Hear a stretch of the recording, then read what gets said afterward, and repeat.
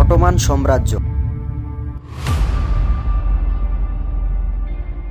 এই বিশ্বের ইতিহাসের সর্বকালীন শ্রেষ্ঠ সুলতান সুলেমান খান উসমানীয় খেলাফতের অন্যতম শ্রেষ্ঠ ও প্রকাম্যশালী শাসক ছিলেন। পাশ্চাত্যে তিনি মহৎ সুলেমান হিসেবে পরিচিত। দৈনিক জীবন তিনি ইসলামের অনুশাসনগুলো নিষ্ঠার সঙ্গে প্রতিপালন করতেন এবং দীর্ঘস্থায়ী সাম্রাজ্য হিসেবে বিবেচিত হয়। উসমানিয়া সম্রাট সুলতান সুলেমান খান ইসলামের কঠোর বিশ্বাসী ছিলেন এবং তিনি শিল্প ও স্থাপন করতে খুবই ভালোবাসতেন। সুলতান সুলেমান খান ম্যাগনিফিসেন্স নামেও পরিচিত ছিলেন। তিনি দুইবার ইউরোপ আক্রমণ করেও তিনি বিজয় হন। ইউরোপের বুদাপেস্ট, বেলগ্রেড এবং রোডস দ্বীপ দখল করেন তিনি। অপরাজ্যে নৌবাহিনী ভূমধ্য সাগরে ছিল যথেষ্ট প্রবাসী। সুলতান সুলেমানকে অটোমান সাম্রাজ্যের স্বর্ণযুগের জনক বলা হয়। ৬০০ বছরেরও বেশি সময় ধরে অটোমান সাম্রাজ্যের আধিপত্য ছিল। মধ্যপ্রাচ্য, উত্তর আফ্রিকা এবং পূর্ব ইউরোপের বিশাল অঞ্চল দাপট ছিল এই সাম্রাজ্যের। সুলতানকে তার জনগণের উপর নিরঙ্কুশ ধর্মীয় ও রাজনৈতিক নিয়ন্ত্রণ প্রয়োগ করতে হয়েছিল। আসসালামু আলাইকুম বন্ধুরা, ফ্যাক্টেবল মুক্কু চ্যানেলে আপনাদের সবাইকে স্বাগতম। আজকে আমরা আলোচনা করব এই বিশ্বের ইতিহাসের সবচেয়ে দীর্ঘস্থায়ী অটোমান সাম্রাজ্য নিয়ে। অনেক ইতিহাসবিদ অটোমান সাম্রাজ্যের চমৎকার আঞ্চলিক স্মৃতিশীলতা এবং সম্প্রীতির প্রতীক হিসেবে বিবেচিত করেন। বিজ্ঞান, শিল্পকলা, ধর্ম, সাহিত্য সবকিছুতেই এই সাম্রাজ্য শ্রেষ্ঠ দখল রেখেছিল। এই সাম্রাজ্য শ্রেষ্ঠত্ব দখল করেছিল। আন্তলিয়াই শহরে তুর্কি উপজাতি নেতা প্রথম উসমান 1299 সালে অটোমান সাম্রাজ্যের প্রস্তর স্থাপন করেছিলেন। তার নাম উসমান থেকেই এই অটোমান শব্দটি উদ্ভূত হয়েছে।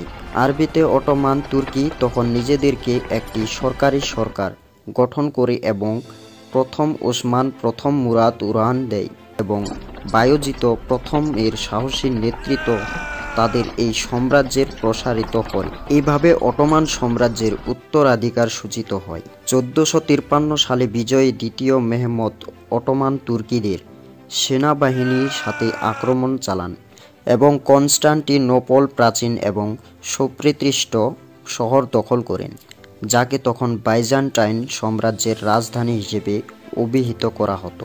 এই বিজয়টি 1453 সালে কনস্টান্টিনোপলের পতনের সাক্ষী ছিল। 1000 বছরের রাজত্বের অবসান ঘটিয়েছিল। ইতিহাসের অত্যন্ত গুরুত্বপূর্ণ এই সাম্রাজ্যটি ধীরে ধীরে বিস্তার লাভ করতে শুরু করে। মহিমান্বিত উসমানীয় শাসকের রাজত্ব সুলতান সুলেমান খান 1517 সালের মধ্যে মিশর এবং ফিলিস্তিন, 1520 এবং 1566 সালের মধ্যে এটি চূড়ান্ত পর্যায়ে পৌঁছে গিয়েছিল। সুলতান সুলেমান খানের শাসনমলে এই সাম্রাজ্যের সবচেয়ে বেশি প্রভাব বিস্তার করে।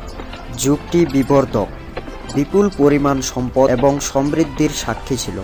সুলতান সুলেমান খান আইন শৃঙ্খলার অভিন্ন ব্যবস্থা ওপর ভিত্তি করে সাম্রাজ্য স্থাপন করেন। সেই সময় মুসলমানরা সুলেমানকে একজন ধর্মীয় নেতা এবং ন্যায়পরায়ণ রাজনৈতিক সম্রাট হিসেবে দেখতে চাইতেন। তার শাসক হিসেবে উজ্জ্বলতা এবং প্রজ্ঞা প্রজাতির প্রতি তার করুণার মাধ্যমে অল্প বয়সে তিনি মানুষের মন জয় করতে সক্ষম হয়েছিল। বর্তমান সাম্রাজ্যের সম্প্রসারণ বৃদ্ধি পেয়েছিল।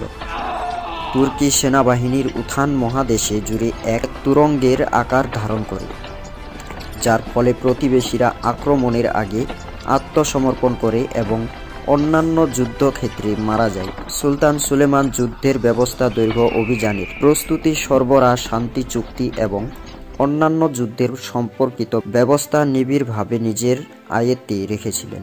সাম্রাজ্য যখন সুদিন দেখে এবং চূড়ান্ত উচ্চতার শিখরে পৌঁছে যায়, ঠিক সেই সময় বেশ তুরস্ক, মিশর, বুলগেরিয়া, হাঙ্গেরিয়া, রোমানিয়া, ম্যাসিডোনিয়া প্রভৃতি দেশ তাদের দখলে চলে আসে। এখানে শেষ নয়, সৌদি আরবের কিছু অংশ এবং উত্তর আফ্রিকার উপকূলীয় অঞ্চলে একটি ভালো অংশ তাদের অধীন আসে। অটোমানেরা শিল্প, চিকিৎসা, স্থাপত্য এবং বিজ্ঞানের তাদের যোগ্যতার জন্য দীর্ঘদিন ধরে পরিচিত ছিলেন। যদি তুরস্কের যাওয়ার সৌভাগ্য হয় তবে দেখবেন সারিবদ্ধ মসজিদের সৌন্দর্য এবং তুর্কি প্রাসাদের জাঁকজমক।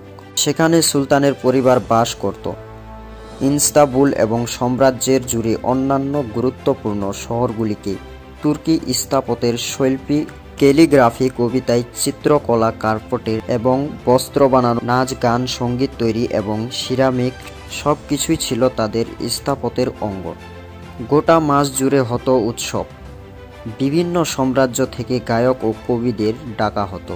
সুলতান সুলেমান খান নিজে একজন পণ্ডিত ব্যক্তি ছিলেন এবং বিদেশি সম্রাটদের সঙ্গে যোগাযোগের ক্ষেত্রে দক্ষতা অর্জনের জন্য বিভিন্ন ভাষা পড়তেন ও অনুশীলন করতেন। এমনকি পড়ার সুবিধার জন্য তিনি একটি বিশাল প্রাসাদের গ্রন্থাগার স্থাপন করেছিলেন। সুলতানের বাবা নিজেও কবিতার অনুরাগী ছিলেন, এমনকি সুলতানদের জন্য প্রেমের কবিতা ঠিক করে দিতেন। স্থাপত্য ছিল তুর্কিদের দ্বীপের আরেকটি প্রদর্শন।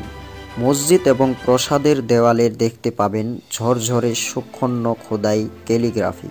সুলতান সুলেমানের যুগে গ্র্যান্ড মসজিদ এবং পাবলিক ইমারত নির্মিত হয়েছিল।